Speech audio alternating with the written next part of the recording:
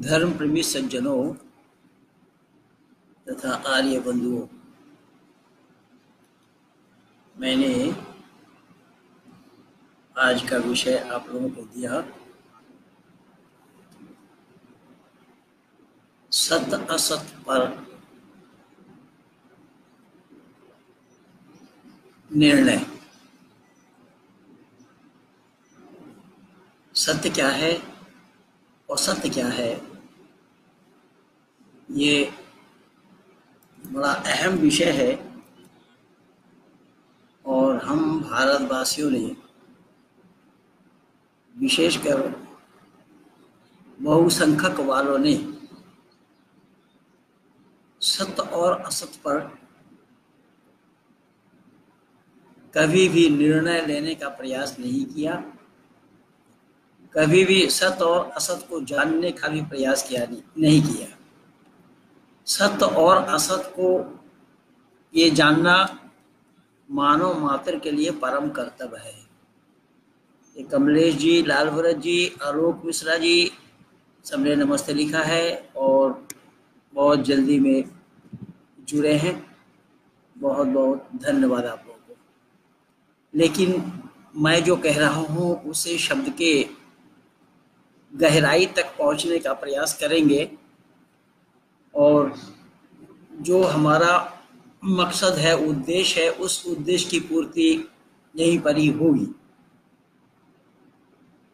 परमात्मा की असीम अनुकंपा है कि हमें हमारे कर्म के अनुसार हमें मानव चोला मिला है। कर्म के अनुसार जब हम मानव योनि में आए तो मानव योनि में आने के बाद हमारी जिम्मेदारी बढ़ गई। किस पर? सत्य और असत्य को जानने का, सत्य और असत्य पर निर्णय लेने का। अगर इस जिम्मेदारी को हम जिम्मेदारी के साथ नहीं निभाते हैं सही अर्थों में, तो हम मानव कहलाने के भी हकदार अधिकारी नहीं बनेंगे। मानव कहलाने के लिए हमें सत्य को धारण करना पड़ेगा। इसलिए धन्यवाद दीजिए ऋषिवर देव दयानंद को, जो आर्य समाज के प्रवर्तक थे, आर्य समाज के संस्थापक थे। आर्य समाज नामी संस्था को जिन्होंने कायम किया, स्थापित की। आर्य समाज में ऋषि दयानंद ने जो नियम बनाए हैं, यद्यपि नियम तो पहले 28 रखा था, इस समय 10 नियम है, तो उन 10 नियमों को आप पढ़ करके देखें, वहां ऋषि दयानंद ने कितनी बार सत्य का प्रतिपादन किया। पहला ही शब्द में उन्होंने बोला है कि सब सत्य विद्या और जो पदार्थ विद्या से जाने जाते हैं उन सब का आदि मूल परमेश्वर है। अब दुनिया वालों ने इस सच्चाई को जानने का प्रयास नहीं किया। कौवा कान ले गया कह के कौवे के पीछे रहे, अपने कान में हाथ लगा करके नहीं देखा कि सही और गलत क्या है। और हमें पाठ जानबूझ करके ही गलत पढ़ाया गया। अगर पाठ हमें सही पढ़ाया गया होता तो आज भारत का नक्शा कुछ और होता। पाठ पढ़ाने वाले कोई गुरु थे, कोई धर्मात्मा थे, कोई महात्मा थे, कोई कुछ थे, कोई कुछ थे। इन्हीं लोगों ने पाठ पढ़ाया, जबकि जिनको सच्चाई के बारे में कुछ भी अता पता नहीं है, उन्हीं लोगों ने पाठ पढ़ाया और उन्हीं लोगों के पाठ को हम लोगों ने पत्थर की लकीर मानकर उसे अपनाते रहे जीवन में, या उस पे आचरण करते रहे।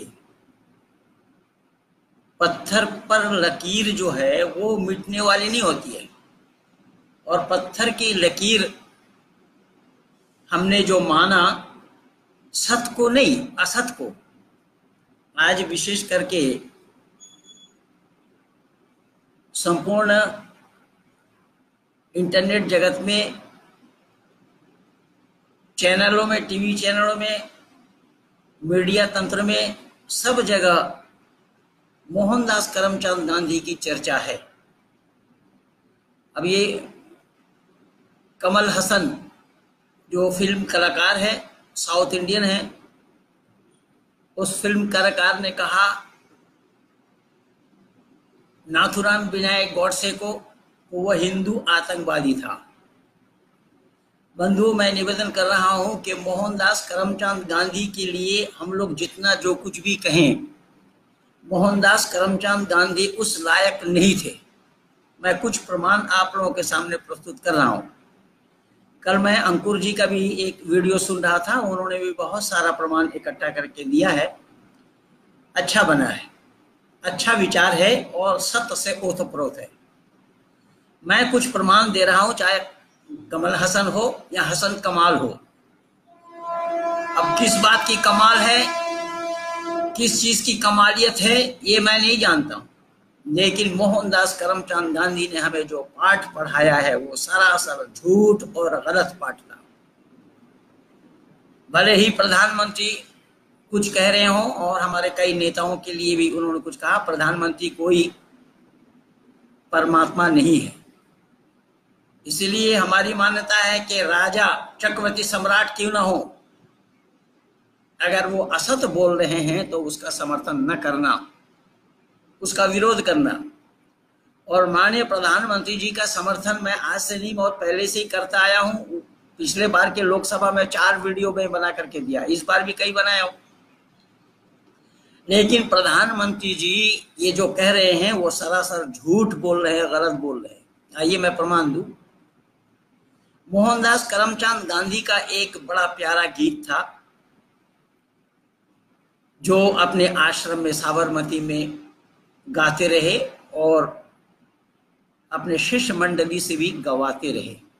वो गीत क्या था कि रघुपति राघव राजा राम, पतित पावन सीताराम, ईश्वर अल्लाह तेरो नाम, सबको सम्मति दे भगवान। ये सरासर झूठ है, झूठ का पुलिंदा है। कमल हसन, अगर तुम वाकई में इस्लाम से ताल्लुक रखते हो तो आओ बताओ, क्या ईश्वर और अल्लाह दोनों नाम एक है या अलग है? क्या तुमने कभी इस गीत को गाया है? क्या तुमने कभी इस गीत को गुनगुनाया है? या तुम्हारे लोग कभी इस गीत को गुनगुनाए होंगे या गुनगुनाते होंगे? ईश्वर और अल्लाह एक नाम है? कुरान से पूछो, कुरान में क्या बताया अल्लाह ने? अल्लाह ने तो साफ कहा है इन्ना दीन इंदल्लाहिल इस्लाम, एक ही दीन है जिसका नाम इस्लाम है। तो फिर मोहनदास करमचंद गांधी का ये रघुपति राघव राजा राम कहाँ सिद्ध हो रहा है? ईश्वर अल्लाह तेरो नाम कहाँ सिद्ध हो रहा है? और एक बात मैं याद दिला दूं इतिहास के पन्नों से कि मौलाना शौकत अली को भी कहना पड़ा, एक भटका से भटका हुआ मुसलमान गांधी से 1000 गुना अच्छा है, क्योंकि वो मुसलमान है और गांधी काफिर है। वो कान खोल करके सुन, क्या फिल्म बना रहा है तू? अगर सही अर्थों में सच्चाई से रूबरू होना चाहता है तो बता इस बात को कि मौलाना शौकत अली ने इस बात को कहा था या नहीं। मौलाना शौकत अली के ये विचार थे या नहीं? उसने साफ कहा है कि एक भटका से भटका हुआ मुसलमान, चाहे वो मुसलमान जितना भी गलत क्यों ना हो, गलत रास्ते पे क्यों ना चल रहा हो, वो गांधी से कई 1000 गुना अच्छा है। क्यों? कि गांधी काफिर है। ये बताए, वो मुसलमान, गांधी काफिर है। तो तुम हिंदुओं को क्या पढ़ाना चाहते हो भाई? हिंदुओं को क्या बतलाना चाहते हो? आओ मैं कुरान से प्रमाण दे रहा हूं।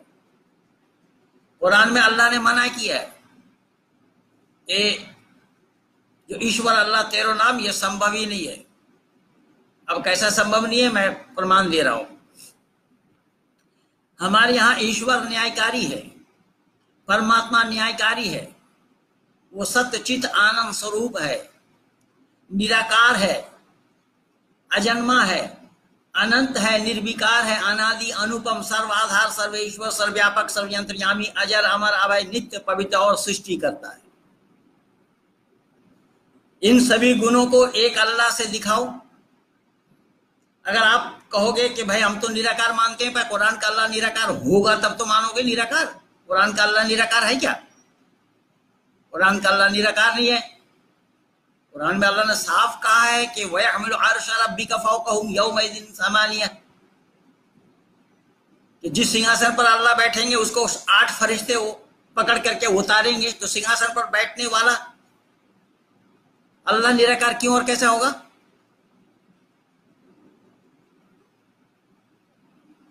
अल्लाह ने फिर कहा कि क़ाल मा मनाअका अल्ला तस्जुद लिमा खलक़तनी बियदैया अस्तकबरता अम कुन्ता मिनल आलमीन, तुझे क्यों कर इनकार हुआ, तुझे किसने मना किया जिसको बनाया मैंने अपने दोनों हाथों से।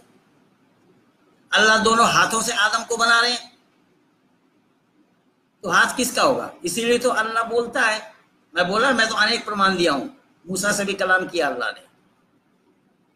तो कलाम करने वाला अल्लाह ईश्वर नहीं है। परमात्मा कलाम नहीं करते हैं, परमात्मा बोलते नहीं है, और ना परमात्मा से बुलवाया जाना संभव है। तो इसके बावजूद भी ईश्वर अल्लाह तेरो नाम बताया जा रहा है। मोहनदास करमचंद गांधी धर्म का धार नहीं जानता था, और मोहनदास करमचंद गांधी को महात्मा कहना भी पाप है। सुन लो, आज मोहनदास करमचंद गांधी को महात्मा कहना पाप है, पाप। वो महात्मा नहीं थे और महात्मा के नजदीक भी नहीं थे। हिंदुओं को यह पाठ पढ़ाया, मुसलमानों के लिए कहा कि मुसलमान एक गाल में थप्पड़ लगाए, दूसरा गाल बढ़ा दो, मुंह में थूक दो, मुंह खोल दो तो मुंह में थूक दो। मुसलमानों के थूक हिंदुओं के मुंह में लेने के लिए मोहनदास करमचंद गांधी बोल रहे। क्या मोहनदास करमचंद गांधी सही अर्थों में अपने बाप के औलाद होते तो हिंदुओं से कहते, मुसलमानों से कहते कि हिंदू तुम भी थूक करके दिखाओ, तब तो बात थी। कोरा झूठ बोला है, बकवास किया है। मोहनदास करमचंद गांधी जानते ही नहीं थे धर्म क्या है। अगर वो धर्म को जानते होते तो जवान जवान लड़कियों को निर्वस्त्र करके बिस्तर में ना लेटाते। फिर भी महात्मा कह रहे हैं लोग। मैं निवेदन कर रहा हूं, मोहनदास करमचंद गांधी कुरान को जानते नहीं थे, इसलिए बलराज मधोक जी ने लिखा था, प्रोफेसर बलराज मधोक जी ने लिखा था, काश गांधी कुरान पढ़े होते। कुरान में अल्लाह ने मना किया है, ईश्वर अल्लाह दोनों नाम एक नहीं है, ना एक होना संभव है। ईश्वर का गुण कर्म स्वभाव अलग है। ईश्वर दयालु है, ईश्वर दया करता है। किस पर? सब जीवों पर, प्राणी मात्र पर दया करता है, क्योंकि परमात्मा का स्वाभाविक गुण है दया करना। क्या अल्लाह दयालु है? अल्लाह दया करते हैं? अल्लाह अगर दया करते होते तो फिर पशुओं के गले में छुरी चलाने का हुक्म अल्लाह का क्यों और कैसा होता? इन्नमा हर्रम अलैकुमुल मैतत वद्दमा वलहमल खंजीर वमा उहिल्ल बिही लिगैरिल्लाहि वल मुनखनकात वल मौकूज़ात वल मुतरद्दियात वमा अकलस सुबुह इल्ला मा ज़क्कैतुम वमा ज़ुबिहा अलन नुसूब। ये कुरान कह रहा है सूरह माइदा आयत नंबर 3 में। और आज जो मैं आप लोगों को लिख करके दिया हूं वो सूरह माइदा की ही घटना है, जहां पर क्या किस्सा अल्लाह का है। पर वेद में ये किस्सा कहाँ है? परमात्मा के उपदेश में ये किस्सा कहाँ है? परमात्मा ने ऋषियों के हृदय में जो प्रकट कराई ऋग, यजुर, साम और अथर्व, उन वेदों में ऐसा किस्सा कहाँ है? उन वेदों में कहाँ बोला है कि कुर्बानी करो या बलि चढ़ाओ? ये उपदेश तो कहीं नहीं आया। इसके बावजूद भी मोहनदास करमचंद गांधी बोल रहे हैं ईश्वर अल्लाह तेरो नाम। ईश्वर अल्लाह तेरो नाम कैसे हो जाएगा? कुरान कहता वा तो इज्जु मन तशा वा तो जिल्लु मन तशा बियदिकल खैर इन्नका अला कुल्लि शैइन कदीर। अल्लाह ताला जिसको चाहते हैं इज्जत देते, जिसको चाहते हैं बेइज्जत करते हैं। यह अल्लाह का काम है। और परमात्मा का काम किसी को इज्जत देना नहीं है, किसी की बेइज्जती करना भी परमात्मा का काम नहीं है। परमात्मा को उपदेश है क्या है? मानो तुम्हें हमने अक्ल सलीम अता फरमाया है, विवेक और बुद्धि दिया है। अगर तुम इज्जत वाला काम करोगे तो इज्जत पाओगे, और कहीं बेइज्जती वाली काम तुमने की तो तुम अपने पेट भी नहीं बचा पाओगे, उसमें मैं नहीं हूं। इसके बावजूद भी ईश्वर अल्लाह तेरो नाम। रही बात मोहनदास करमचंद गांधी को राष्ट्रपिता कहने की, मैं पूछना चाहता हूं आज राष्ट्रवासियों से और नरेंद्र मोदी से भी कि मोहनदास करमचंद गांधी अगर राष्ट्रपिता ठहरे तो जब इनका जन्म नहीं हुआ था तो क्या राष्ट्र के लोग अनाथ थे? उस समय राष्ट्र का पिता कौन था? अरे भाई, राष्ट्र तो स्वयं पिता होता, पाला यतीता पिता, जो पालने पोसने वाले हैं वो पिता कहलाते हैं। तो मोहनदास करमचंद गांधी तो अपने बेटे को भी नहीं पाल पाए, हीरालाल गांधी मुसलमान बन गया था। आर्य समाज के विद्वानों ने उसको लौटाया, खैर वो अलग बात है। मोहनदास करमचंद गांधी ने इतना नुकसान पहुंचाया इस राष्ट्र को, मैं एक जीवन में बता करके समाप्त नहीं कर पाऊंगा। और इसके बावजूद भी गलत पाठ जो पढ़ाए गए थे वही गलत पाठ आज भी पढ़ रहे हैं। अरे कम से कम अपना पाठ तो सिद्ध करो, यानी अपना पाठ तो सही करो, अपना पाठ तो सत्य क्या है उसे जान करके करो। केवल एक जगह नहीं, ऐसे अनेक जगह है हम भारतवासियों ने सही और गलत का निर्णय नहीं लिया। हम भारतवासियों ने सत्य और असत्य को जानने का प्रयास नहीं किया, क्योंकि भारत के लोग आलसी हैं, प्रमादी हैं, भाव में बह जाते हैं। मैं बहुत बार बोल चुका हूं, फिर भी बोल रहा हूं। और उसमें वे हिंदू ही कहलाने वाले ज्यादा हैं। हिंदू कहलाने वाले लोग ये मुफ्तखोर है, फुकटबाज है, इनको हरामखोर कहें तो कोई अतिशयोक्ति नहीं है। ये उस मजार में भी जा पहुंचता है जहां पर इसके पिता का कातिल सोया पड़ा है, उससे मांगने के लिए पहुंच गया। क्या मोदी इससे दूर है? उस समय जब गुजरात के मुख्यमंत्री थे तो उस समय तो टोपी नहीं पहनी थी, अब तो मजारों में चादर चढ़ाने लगे। जिन सूफीवाद के प्रोग्राम में मोदी जाकर के उद्घाटन कर रहे हैं, मोदी को पता है इतिहास के बारे में कि यही वो सूफीवाद है जिन सूफियों ने संपूर्ण भारत भर में इस्लाम का प्रचार किया। इस्लामीकरण यानी राम मंदिर तोड़ करके बाबरी मस्जिद बनाने का काम इन्हीं सूफियों का था,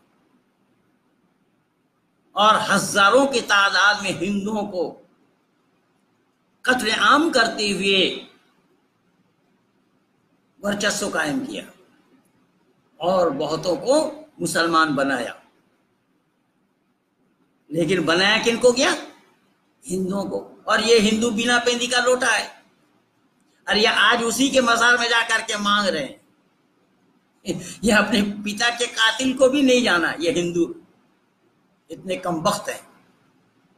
कम वक्त कहिए, कम वक्त कहिए, जो कहना हो कहिए, लेकिन मैं सच्चाई बता रहा हूं कि एक दो जगह नहीं, ऐसे अनेक प्रमाण है इतिहास के पन्नों में। काला पहाड़ का किस्सा जरूर आप लोगों ने सुना होगा। अभी बाबू धर्मवीर जी पहलवान जी उस काला पहाड़ का फिल्म बनाने के लिए अपनी प्रस्तुति ले रहे। काला पहाड़ जिसका नाम पंडित कालीचरण था, उन दिनों में तो पूर्वी और पश्चिमी दोनों बंगाल एक था। बंगाल के नवाब के पास पंडित कालीचरण कार्यरत थे। नवाब की एक लड़की थी जो पंडित कालीचरण के हैंडसम चेहरा को देखकर, डील डोल चेहरा को देख करके वो आशिक हुई। नवाब के दरबार के सामने से रोजाना कालीचरण गंगा में स्नान करने के लिए जाता था। उसे देखकर नवाब की बेटी आशिक हुई, अपने माँ बाप से कही उसने, लड़की ने, कि मुझे इससे विवाह करना है। माँ बाप ने समझाया, प्रयास किया, लेकिन नहीं मानी। आज तो हिंदू घराने के लड़के जा रहे हैं मुसलमान में। अरे वो कब छोड़ देंगे, उसे तलाक कब देंगे, उसे लिखवा लिया क्या? ये हिंदू इतने कम वक्त हैं कि अपने बेटा बेटी को भी ज्ञान नहीं दे पा रहे हैं, वैदिक संस्कृति के साथ जोड़ नहीं पा रहे हैं। और जिसका नतीजा यही हो रहा है कि लव जिहाद कहिए या कुछ भी कहिए, ये मुसलमानों के घर जा रहे। ओ हिंदुओं, कान खोल करके सुन, तेरी लड़की अगर मुसलमान घर में जाती है ना, तो उसके कोख से जितने भी संतानें उत्पन्न होंगी वो सब तेरे शत्रु बनेंगे, दुश्मन बनेंगे। पर हिंदुओं के पास ये भेजा नहीं है। हिंदू इसको जानने का प्रयास नहीं किया, क्योंकि यही पाठ पढ़ाया मोहनदास करमचंद गांधी का है, जो खुद अपने बेटे को रोक नहीं पाए। हीरालाल गांधी मुसलमान बन गया था। उसे हीरालाल गांधी की बेटी को ही ये निर्वस्त्र करके अपने बिस्तर में लेटाते थे। तो मैं निवेदन कर रहा हूं कि नवाब की लड़की जब आशिक हुई तो नवाब के पास यानी माता पिता के पास उस लड़की ने प्रस्ताव रखी। माँ बाप ने बड़ा समझाया, लेकिन वो लड़की मानने के लिए तैयार नहीं हुई। कालीचरण को बुला करके नवाब ने पूछा कि भाई ऐसा बताओ पंडित जी कि मेरी लड़की आपसे शादी करना चाहती है, क्या आपके यहाँ गुंजाइश है? पंडित कालीचरण ने बोला कि नहीं, हमारे यहाँ गुंजाइश नहीं है। मैं प्रयास करता हूं। बंगाल से चल करके, पूर्वी बंगाल से चल करके वो काशी आया, जो काशी विद्या का गढ़ माना जाता है, और उसी काशी में बैठ करके ऋषि दयानंद ने उन पौराणिकों का छक्का छुड़ाया, शास्त्रार्थ किया। काशी के किसी भी पंडित ने ये नहीं बोला, सहमति नहीं जताई कि हाँ मुस्लिम लड़की कोई वैदिक धर्मी या हिंदू बन सकती है, मना किया। जब मना किया तो कालीचरण मायूस होकर के वो लौटा और जाकर के नवाब से कहा कि हुजूर मैं तो प्रयास किया था, लेकिन हमारे यहाँ पर किसी गुरु ने स्वीकृति नहीं दी, सबने मना किया। कालीचरण ने जब इन बातों को कहा नवाब के सामने में, बेटी के सामने भी बात पहुंची, उस लड़की ने खुदकशी करने के लिए तैयार, आत्महत्या करूंगी मैं। नवाब ने कालीचरण को अपने पास बुलाया और उसी कालीचरण को कहा कि भाई मैंने तो कहा था कि मेरी बेटी को तुम अपने दीन में मिला लो, अपने समाज में मिला लो, अपने धर्म में मिला लो, तुम नहीं कर पाए। ये लड़की सुनने के बाद वो आत्महत्या करने जा रही है, तुम्हारा इरादा क्या है? तुम्हारा इरादा क्या है? पंडित कालीचरण ने कहा कि जब वो मेरे लिए, मेरे कारण आत्महत्या करने जा रही है तो फिर मैं क्या करता? मैं आपके दीन को स्वीकार करता। वो इस्लाम, मुसलमान बना, इस्लाम को कबूल किया।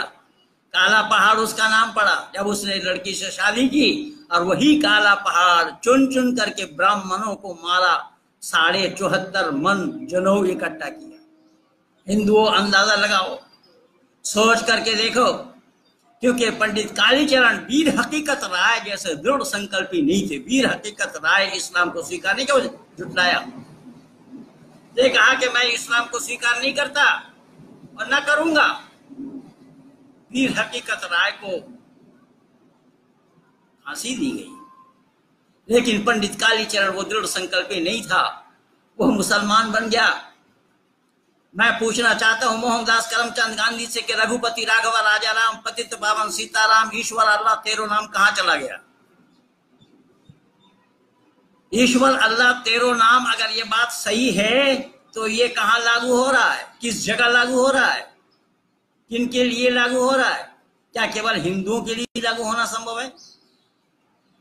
क्या किसी मुसलमान ने आज तक इस नारा को दोहराया है? ये दुर्भाग्य है इस देश का कि हमारे देश के लोग इतने आलसी हैं, इतने प्रमादी हैं, ये भाव में बह जाते हैं। इन्हें सच्चाई स्वीकार नहीं है, सच्चाई को इन्होंने स्वीकार नहीं किया। ऐसे इतिहास के पन्नों में अनेक प्रमाण मौजूद हैं जो हमारे हिंदू घराने के बेटों ने, हिंदू घराने के बच्चों ने अपना बलिदान दिया है। इसके बावजूद भी मोहनदास करमचंद गांधी के लिए कहा जा रहा है राष्ट्रपिता थे।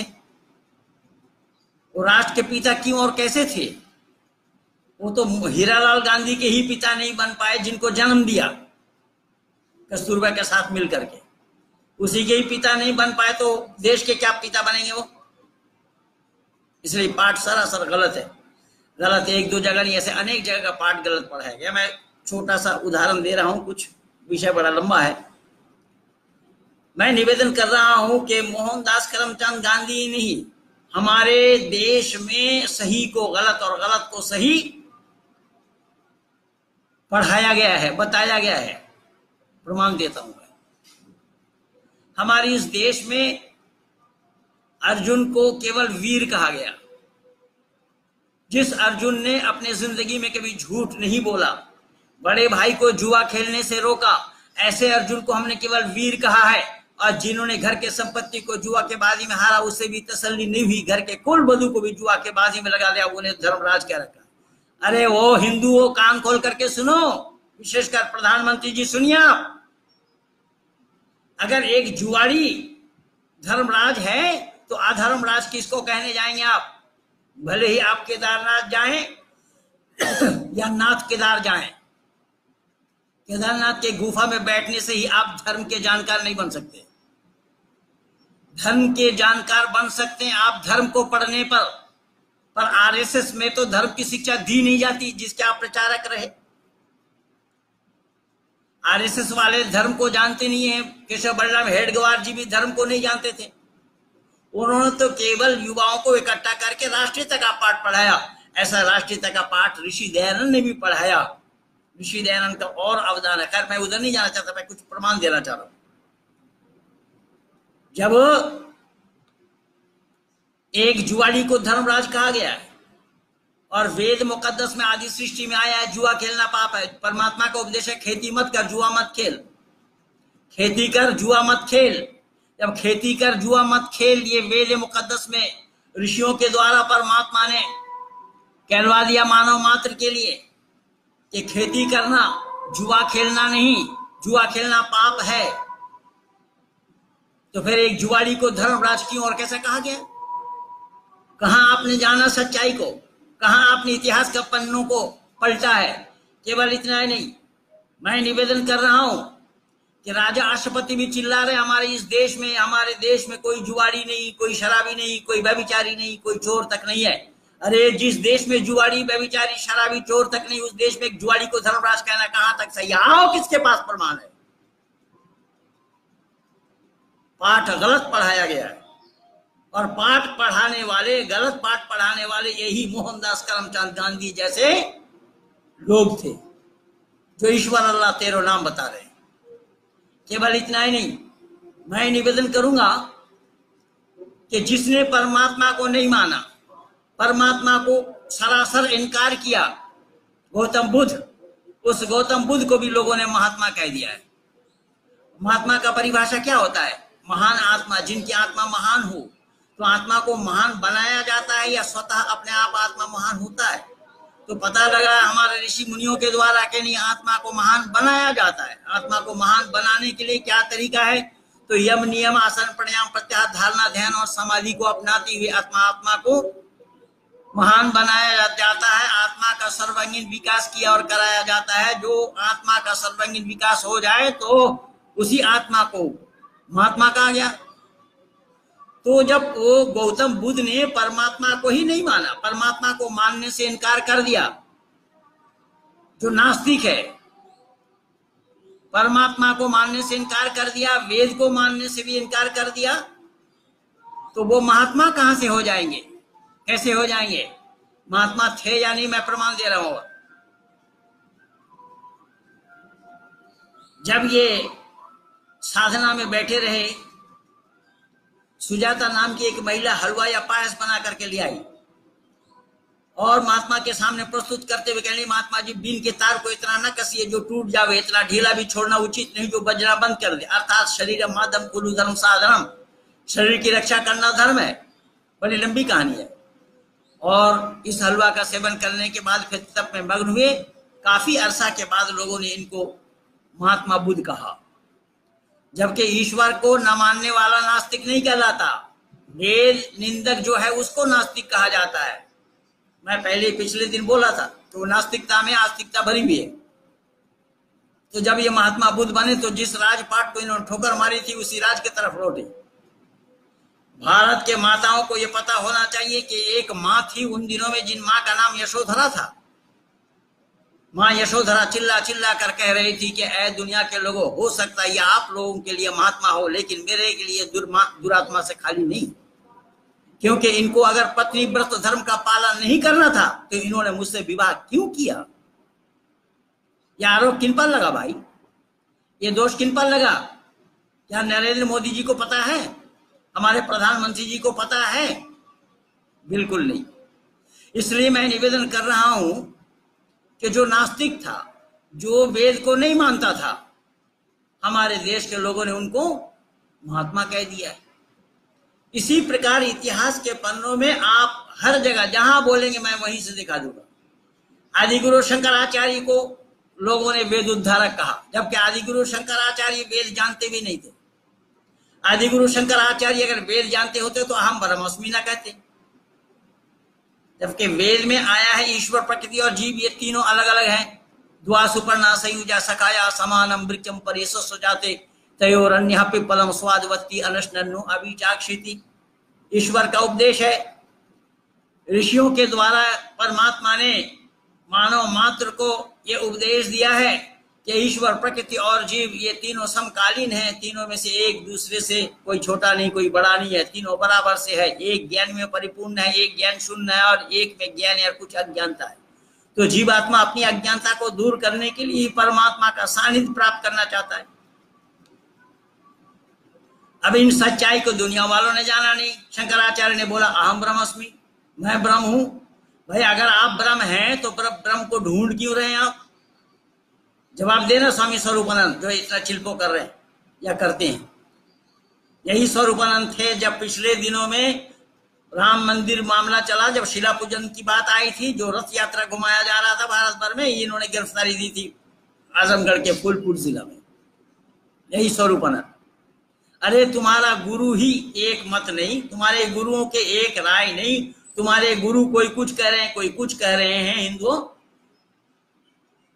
तो सच्चाई को तुमने जाना कहां? सच्चाई को अगर जानते होते तो ये सब बातें ना आती। केवल इतना ही, शंकराचार्य ने और कहा नारी नरकस्य द्वारम, यानी नारी क्या है? नरक का द्वार है। अच्छा दुनिया वालों जरा पूछिए, शंकराचार्य के नजदीक में अगर नारी नरक का द्वार है तो उनकी मां ना होती तो वो कहां से आते दुनिया में? अपने मां को जिन्होंने नरक का द्वार कहा, और ऋषि दयानंद ने वेद से ढूंढ करके दिया स्त्री ब्रह्मा बभूविधा। नीच निगाह वाली, अपने को हिफाजत करने वाली जो महिला है उनको ब्रह्मा कहा गया। मनु महाराज और लिखते हैं यत्र नार्यस्तु पूज्यन्ते रमन्ते तत्र देवता, कि जहां नारियों की पूजा होती है वहां देवता का निवास होता है। इन छोटी सी बातों को शंकराचार्य ने नहीं जाना। इसलिए मैं निवेदन कर रहा हूं, समय बड़ा नाजुक है। सत्य का ग्रहण, असत का त्याग करना, यही मानव होता है। अगर हम मानव कहलाना चाहते हैं तो हमें सत्य का ग्रहण करना पड़ेगा या सत्य को अपनाना पड़ेगा, सत्य को अपने जीवन में आचरण में लाना पड़ेगा और असत्य को त्याग देना पड़ेगा। अगर असत्य को हम त्याग नहीं देते हैं और सत्य से अपना संपर्क और संबंध तोड़ लेते हैं तो मानवता पर कुठाराघात यही है, वो मानव कहलाने के हकदार नहीं है। इसलिए जहां तक नाथुराम विनायक गॉडसे की बात है, नाथुराम विनायक गॉडसे ने गांधी को मारा क्यों उसको तो देख लीजिए। कोर्ट का जजमेंट है गांधीवाद क्यों, उसको पढ़िए। गोपाल गॉडसे जो उनके छोटे भाई थे, बहुत सानिध्य मिला उनके साथ मेरा। हिंदू महासभा में वो अध्यक्ष रहते हुए, इंद्रसेन शर्मा जी उपाध्यक्ष रहते हुए, हर महीना में एक स्पीच के लिए मैं जाता था, क्योंकि उसी हिंदू महासभा में स्वामी श्रद्धानंद का योगदान था। और इसी स्वामी श्रद्धानंद के साथ मोहनदास करमचंद, क्योंकि मोहनदास करमचंद गांधी जैसे ईर्ष्यालु जीव तो धरती पर कोई आए ही नहीं है। स्वामी श्रद्धानंद जी को मुसलमानों ने नेता मान लिया था, गांधी को नहीं। तभी स्वामी श्रद्धानंद जी को जामे मस्जिद में ले जाकर के तकरीर कराई थी। वहां पर वेद मंत्र का गुंजायमान स्वामी श्रद्धानंद ने किया था, तो महीना पिता वसुतम माता शतको बहुविता धाते सुब्रह्मण्य में। वेद मंत्र से ही जामे मस्जिद के मेंबर पर खड़ा होकर के उन्होंने तकरीर की थी। आज तो आर्य समाजी कहलाने वाले वो बिस्मिल्लाहिर रहमान रहीम से ही शुरू कर रहे हैं। ये क्या हो रहा है? अरे आर्य कहलाने वालों जरा होश में आओ, सच्चाई कहाँ है? सच्चाई को जानो ना।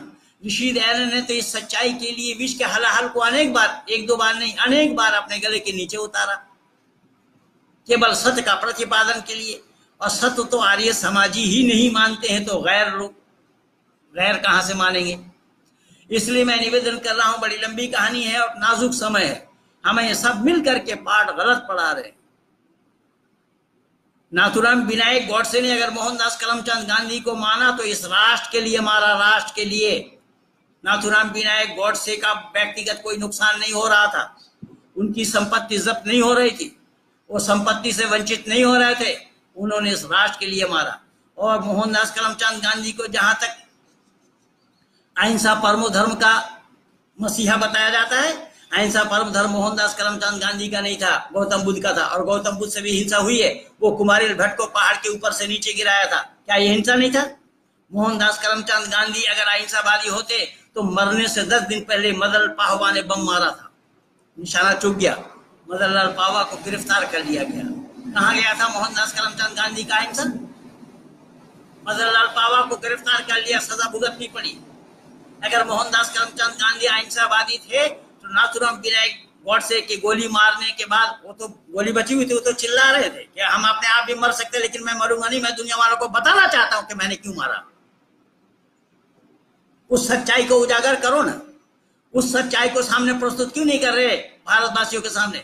मोहनदास करमचंद गांधी की ये दक्यानुसी नहीं थी कि नेताजी सुभाष चंद्र बोस के साथ जो उन्होंने असभ्यता की, अन्याय किया, बहुमत से सुभाष चंद्र बोस जीत गए, उनसे त्याग पत्र दिलवाना के ये महान आत्मा का काम था।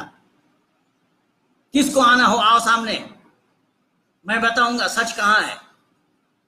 केवल इतना ही नहीं, सरदार पटेल के साथ भी उन्होंने यही बदतमीजी की और शाम्य कृष्ण वर्मा के साथ भी यही बदतमीजी किया। और मोहनदास करमचंद गांधी ने क्या किया कि तुर्की का कमाल पाशा का आंदोलन भारत ले आया। क्यों? उसके बाप थे या चचेरे भाई थे? खिलाफत आंदोलन क्या था? खिलाफत आंदोलन के साथ तो भारतवासियों का कोसों कोसों दूर तक कोई संपर्क और संबंध नहीं था। खिलाफत आंदोलन को भारत में क्यों लाया गया? और उसी खिलाफत आंदोलन को दर्शाते हुए बंगाल के अंदर में डायरेक्ट एक्शन के नाम से न मालूम हिंदुओं को कत्लेआम कराया, यही मोहनदास करमचंद गांधी। क्या भारत के लोग भूल गए ये सब या भूल जाएंगे? इसलिए यथार्थ चीजों को सामने लाओ। अगर सरकार आपको चलानी है तो सच्चाई को सामने लाओ। सच्चाई को क्यों छुपा रहे? यथार्थ चीजों को सामने लाइए। अगर यथार्थ बातों को कोई कहता है तो आप उनको पार्टी से निकाल दे, तो ये क्या तुक की बात है भाई? और मनुष्य मात्र को क्या चाहिए? सत का ग्रहण, असत का परित्याग, यही मानवता है। तो मानवता अगर बरकरार रखना चाहते हैं, हम मानव बन करके जीना चाहते हैं, तो हमें सत को अपनाना पड़ेगा। सत को अपनाए बिना हम मानव कहलाने के अधिकारी नहीं बनेंगे। इसीलिए मैं केवल 2 टूक में आप लोगों तक अपनी बातों को पहुंचाना बड़ा उचित समझा। दूरदर्शन में निरंतर मैं ये सुन रहा हूँ, ये अरे कमाल हासन कौन होता है, कौन क्या जानता है? वो इस्लाम के बारे में बोले ना, इस्लाम के बारे में सबकी बोलती बंद करा रखा हूं मैं।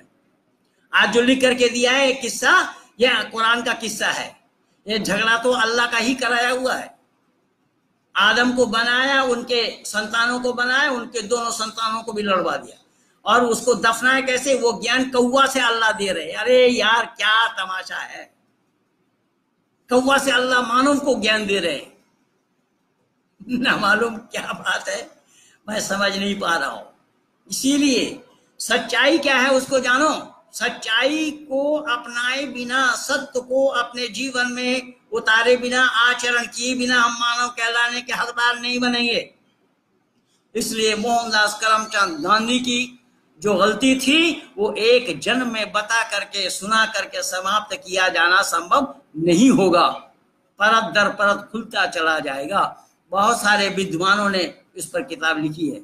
डॉक्टर धनंजय कीर, जिन्होंने मोहनदास करमचंद गांधी के लिए, लोग कहते हैं कि वो केवल आधा कपड़ा पहनते, आधा ओढ़ते हैं, टायर का चप्पल पहनते हैं। अरे वो दिखावा था, दिखावा था, क्योंकि वो छली थे पूरा। उसके पीछे एक दिन में कितना खर्च होता था उसको पूछो, देखो जा करके, पढ़ करके। एक राजा महाराजा के पीछे इतना खर्चा नहीं होता था जितना कि उस नकली आदमी के पीछे खर्चा करती थी सरकार।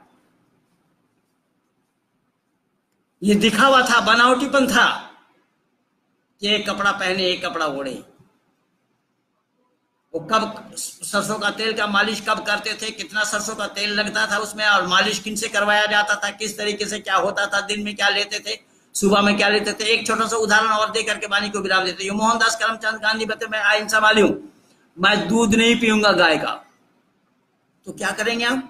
बोले मैं दूध गाय का नहीं पीऊंगा, गाय दूध देती है अपने बछड़ी के लिए। तो उन्होंने दूध किसका पिया? बकरी का।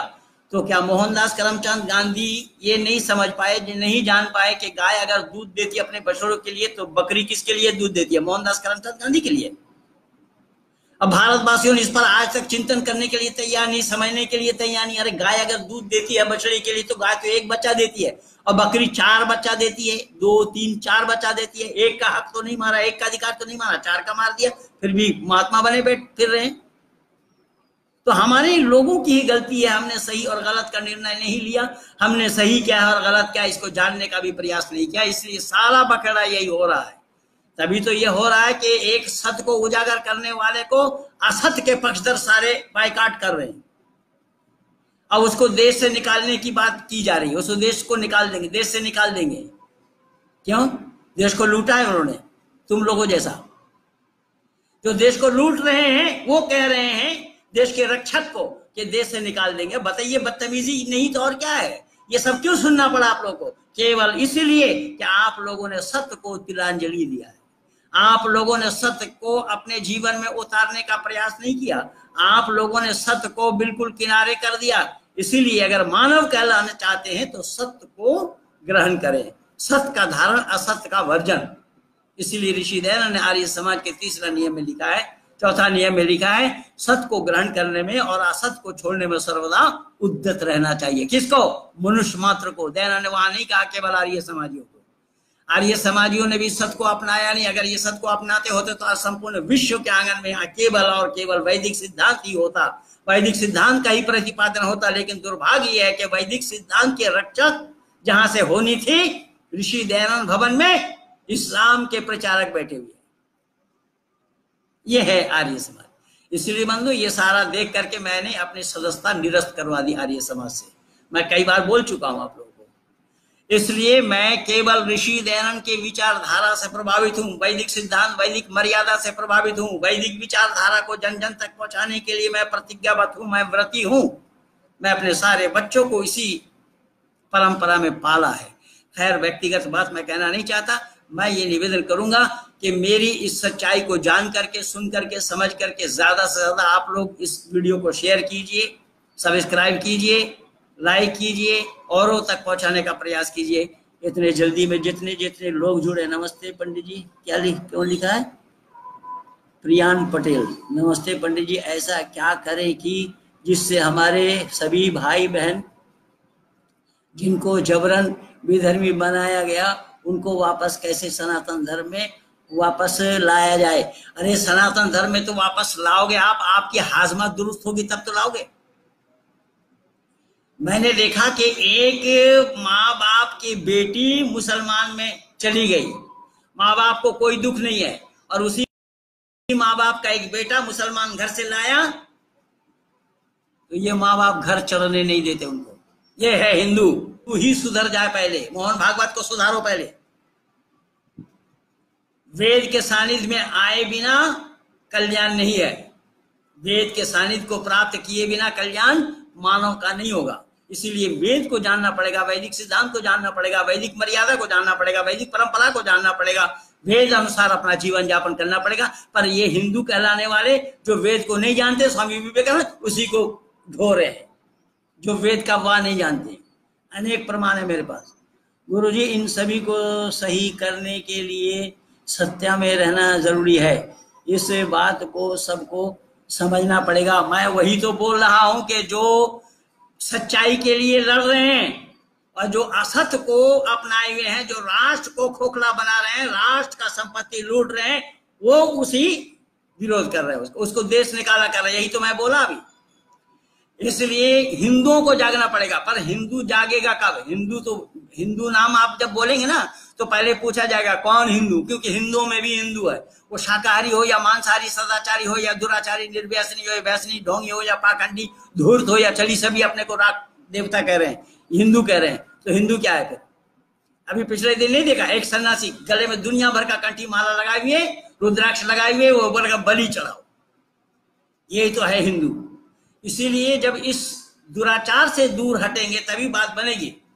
वेद के शरण में आने पर ही बात बनेगी, वैदिक परंपरा को अपनाने पर ही बात बनेगी, वैदिक संतति को अपने जीवन में उतारने पर ही बात बनेगी। यह है सच्चाई। इसलिए राष्ट्र के अंदर में तो मैं बहुत भयावह स्थिति में बोला। आदित्य राज जी गुप्ता जी बहुत बहुत धन्यवाद, नमस्ते के साथ। ये हारून यूसुफ सत्य को सुनो और जानो। अगर सत्य को नहीं सुन सकते हो तो जाकर जानकारी करो। भाई हारून यूसुफ तो सुनेंगे, वो तो हारून यूसुफ सुने ना सुने, लेकिन ये राम के वंशज तो सुने। गुप्ता जी, महेश जी, राम के वंशज कहाँ सुनने के लिए तैयार है? ये तो केवल जय श्री राम, बस जय श्री राम। अब तो अभिवादन नमस्ते छोड़ करके जय श्री राम पर उतर आया। पर जय श्री राम क्या है नहीं समझ पाया। अब इसी जय श्री राम पर भी किसी को आपत्ति है कि जय श्री राम बोलने पर वो जेल जा रहे हैं। क्या तमाशा हो रहा है। इसलिए हिंदू सुधरो पहले, क्योंकि हिंदू नाम वेद वेदांग दर्शन उपनिषद में कहीं नहीं है। सब जगह आर्य पुत्र कह के रामायण वाला सीरियल देखा, वहां राम को आर्य पुत्र कहा गया। इसमें महाभारत वाला सीरियल देखा, गांधारी अपने पति को आर्य पुत्र कह के संबोधित कर रही है। उसके बाद वह एक सीरियल देखा चाणक्य वाला, उसमें भी आर्य वीर आर्य योद्धा कहा गया। तो आर्य नाम को धारण करने में गुरेज क्यों है, आपत्ति क्यों है? यथा नाम तथा गुण होगा तब तो अच्छा से अच्छा नाम रखा जाता है नामकरण में। रावण नाम आप कोई बेटे का क्यों नहीं रखता? कोई हिंदू माँ बाप रावण नाम क्यों नहीं रखता है? इसीलिए हिंदू वही रावण नाम के साथ जुड़ा हुआ है। हिंदू बनने से बात नहीं भाई। और कहीं पर भी ये नहीं दिखा पाए कि गर्व से कहा हम हिंदू हैं, ये कहीं बोला। स्वामी विवेकानंद के नाम से प्रचार होता है, लेकिन स्वामी विवेकानंद कहीं बोला ही नहीं। ये सब कोरा झूठ है, बकवास कर रहे हैं। इसीलिए जब वो मर्यादा पुरुषोत्तम राम को आर्यपुत्र कहा गया है, आर्यपुत्र कह के संबोधित किया गया है, तो आपको आर्य कहलाने में क्या गुरेज है? जब आप घर में परिवार में कोई संकल्प करते हैं, वहां पर भी तो यही दोहराया जाता है, ओम तत्सत आ ब्रह्मणो द्वितीय प्रारब्धे वैवस्वत सत्मन मंत्र जम्बूद्वीपे भारत खंड आर्य वर्तंत्र कहते हैं। वहां हिंदू वर्तंत्र कहते हैं क्या? जो हिंदू और हिंदू चिल्ला रहे हैं वो बोले जरा कि वहां पर आर्य वर्तंत्र कहते हैं। अरे ये तो मैं अभी एक हिंदू संगठन में जाकर के बोला आया। अभी पिछले दिन सृष्टि सम्मत वाला दिन में मैं बिहार में था, आरएसएस वालों के कार्यक्रम में, वहां पर भी मैं यही बोला। सत्य तो एक ही है, सत्य अद्वितीय है, सत्य को अपनाना पड़ेगा। इसीलिए मोहनदास करमचंद गांधी का पढ़ाया हुआ पाठ सरासर झूठ है, सरासर गलत है। मोहनदास करमचंद गांधी के पाठ पढ़ेंगे तो आप हिंदू नहीं रह सकते, दिग्भ्रमित हो जाएंगे। इसीलिए